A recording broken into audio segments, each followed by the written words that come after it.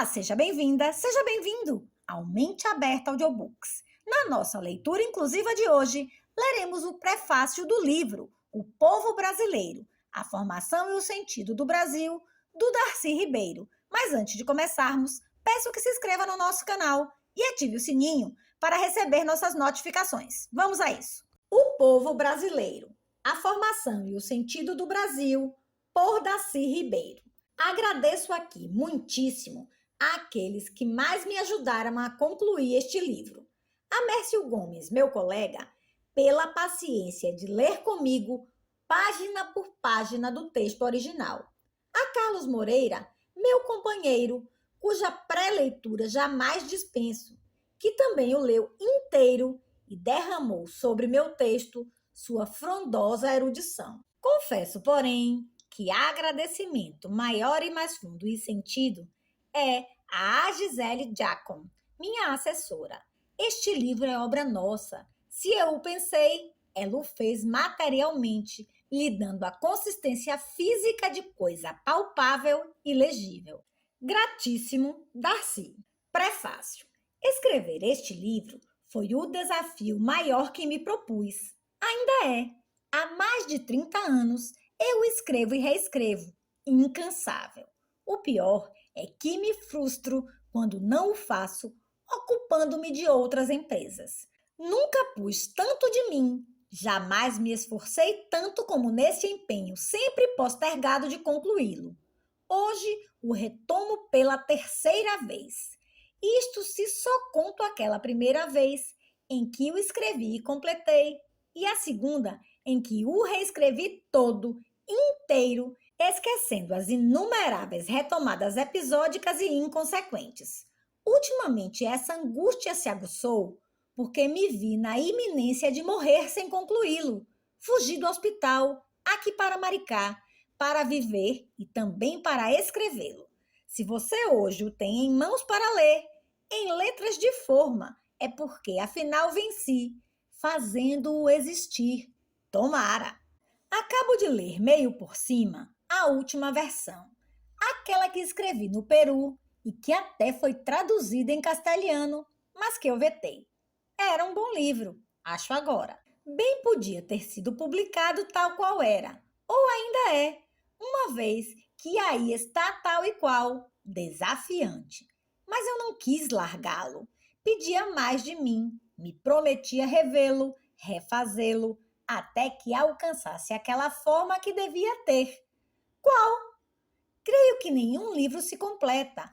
O autor sempre pode continuar, por um tempo indefinido, como eu continuei esse, ao alcance da mão, sem retomá-lo. O que ocorre é que a gente se cansa do livro, apenas isso, e nesse momento o dá por concluído. Não tenho muita certeza, mas suspeito que comigo é assim. Por que só agora o retomo depois de tantos anos, tantíssimos anos, em que me ocupei das tarefas mais variadas fugindo dele? Não sei. Não foi para descansar, certamente. Foi para me dar a outras tarefas. Entre elas, a de me fazer literato e publicar 4 romances, retomando uma linha de interesses que só me havia tentado aos 20 anos. Nessa longa travessia, também politiquei muito, com êxito e sem êxito, aqui e no exílio, e me dei a fazimentos trabalhosos diversos. Inclusive vivi, quase morri. Nesses anos todos, o livro, este, ficou por aí, engavetado, amarelando, esperando até hoje. Agora estou aqui na praia de Maricá, para onde trouxe as pastas com o papelório de suas várias versões. A primeira tentativa de escrevê-lo, que nem chegou a compaginar-se, se deu em meados da década de 1950, quando eu dirigia um amplo programa de pesquisas socioantropológicas no órgão de pesquisas do Ministério da Educação, o Centro Brasileiro de Pesquisas Educacionais, CBPE.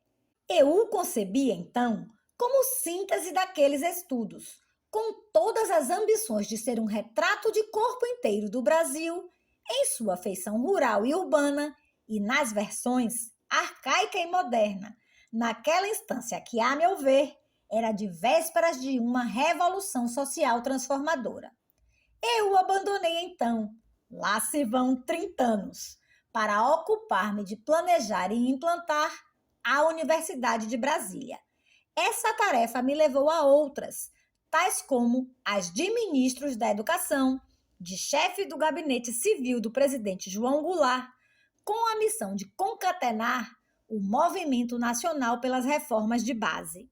Tudo isso resultou, sabe-se, no meu primeiro exílio no Uruguai.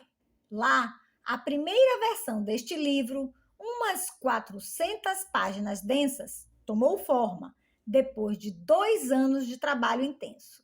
Não era já a síntese que me propusera, era isto sim, a versão resultante de minhas vivências nos trágicos acontecimentos do Brasil, de que havia participado como protagonista. Esse era o nervo que pulsava debaixo do teto, a busca de uma resposta histórica, científica, na arguição que nos fazíamos nós, os derrotados pelo golpe militar. Porque, mais uma vez, a classe dominante nos vencia? Na verdade, para escrevê-lo, mal compulsei os livros resultantes daquelas pesquisas, que chegaram a ser publicados. Ele foi feito da leitura de quanto texto me caiu nas mãos sobre o Brasil e a América Latina. Muitíssimos, lembro-me bem, graças à magnífica Biblioteca Municipal de Montevidéu. Uma vez completado o livro, a primeira leitura crítica que consegui fazer dele todo me assustou. Não dizia nada, ou pouco dizia, que não tivesse sido dito antes. O pior é que não respondia às questões que propunha, resumíveis na frase que, desde então, passei a repetir. Por que o Brasil ainda não deu certo? Meu sentimento era de que nos faltava uma teoria geral, cuja luz nos tornasse explicáveis em seus próprios termos, fundada em nossa experiência histórica. As teorizações oriundas de outros contextos eram todas elas eurocêntricas demais e, por isso mesmo, impotentes para nos fazer inteligíveis. Nosso passado, não tendo sido o alheio, nosso presente não era necessariamente o passado deles, nem nosso futuro, um futuro comum. Atrás de respostas a essas questões, mergulhei nos anos seguintes em estudo e assombros, o que devia ser uma introdução teórica no meu plano de revisão do texto foi virando livros. A necessidade de uma teoria do Brasil que nos situasse na história humana me levou à ousadia de propor toda uma teoria da história. As alternativas que se ofereciam eram impotentes, serviriam talvez como uma versão teórica do desempenho europeu, mas não explicavam a história dos povos orientais, nem o mundo árabe e muito menos a nós latino-americanos. A melhor delas, representada pela nova versão compilada por Engels nas origens e por Marx nas formações, opondo-se uma à outra, deixavam o tema em aberto. O processo civilizatório é minha voz nesse debate. Ouvida, quero crer, porque foi traduzida para as línguas de nosso circuito ocidental, editada e reeditada muitas vezes, e é objeto de debates internacionais nos Estados Unidos e na Alemanha. A ousadia de escrever um livro tão ambicioso me custou algum despeito dos enfermos de sentimentos de inferioridade que não admitem a um intelectual brasileiro o direito de entrar nesses debates tratando de matérias tão complexas. Sofreu restrições também dos comunistas, porque não era um livro marxistas, e dos acadêmicos da direita, porque era um livro marxista. Isso não fez dano porque ele acabou sendo mais editado e mais lido do que qualquer outro livro recente sobre o mesmo tema. Mas o processo não bastava. A explicação que oferece para 10 mil anos de história é ampla demais. Suas respostas, necessariamente genéricas, apenas dão tênues delineamentos do nosso desempenho histórico. Era o que podia dar como alternativa aos textos clássicos com que geralmente se trabalhava esse tema. um esquema conceitual mais verossímil e mais explicativo do que os disponíveis, através da proposição de novas revoluções tecnológicas como motores da história, de novos processos civilizatórios e de novas formações socioculturais. Visto sob essa luz, a nossa realidade se retrata em seus traços mais gerais, resultando num discurso explicativo útil para fins teóricos e comparativos, mas insuficiente para dar conta da causalidade da nossa história. Saí, então, em busca de explicações mais terra a terra, em mais anos de trabalho. O tema que me propunha agora era reconstituir o processo de formação dos povos americanos num esforço para explicar as causas do seu desenvolvimento desigual. Salto assim da escala de 10 mil anos de história geral para os 500 anos da história americana com um novo livro, As Américas e a Civilização, em que proponho uma tipologia dos povos americanos na forma de uma ampla explanação explicativa. Esse meu livro anda aí desde então, sendo traduzido, reeditado e discutido, mais por historiadores e filósofos do que por antropólogos. Esses meus colegas têm um irresistível pendor barbarológico e um apego a toda conduta desviante e bizarra. Dedicam seu parco talento a quanto tema bizarro lhes caia em mãos, negando-se sempre, aparvalhados, a usar suas forças para entender a nós mesmos, fazendo antropologias da civilização. Ocorre, porém, uma vez mais que completada a tarefa, vejo os limites daquilo que alcancei em relação ao que buscava. Meu livro ajuda, é certo, a nos fazer inteligíveis, mas é claramente insuficiente para nossas ambições. Mergulho outra vez buscando, numa escala nova sincrônica, as teorias de que necessitávamos para nos compreender. Eram 3 as mais urgentemente requeridas para tomar o lugar dos esquemas menos eurocêntricos do que toscos com que se contava. Uma teoria de base empírica das classes sociais, tais como elas se apresentam no nosso mundo brasileiro e latino-americano. Visivelmente, o esquema marxista aceito, sem demasiados reparos no mundo europeu e no anglo-saxão de ultramar, feito de povos transplantados, empalidece frente à nossa realidade ibero-latina. Aqui, não havendo burguesias progressistas, disputando com aristocracias feudais, nem proletariados ungidos por irresistíveis propensões revolucionárias, mas havendo lutas de classe, existiriam blocos antagônicos embuçados a identificar e caracterizar. Nos faltava, por igual, uma tipologia das formas de exercício do poder e de militância política, seja conservadora, seja reordenadora ou insurgente. Toda a politicologia copiosíssima de que se dispõe é feita de análises irrelevantes ou de especulações filosofantes que nos deixam mais perplexos do que explicados. Efetivamente, falar de liberais, conservadores, radicais ou de democracia e liberalismo e até revolução social e política pode ter sentido de definição concreta em outros contextos. No nosso, não significa nada. Tal a ambiguidade com que essas expressões se aplicam aos agentes mais diferentes e às orientações mais desconexas.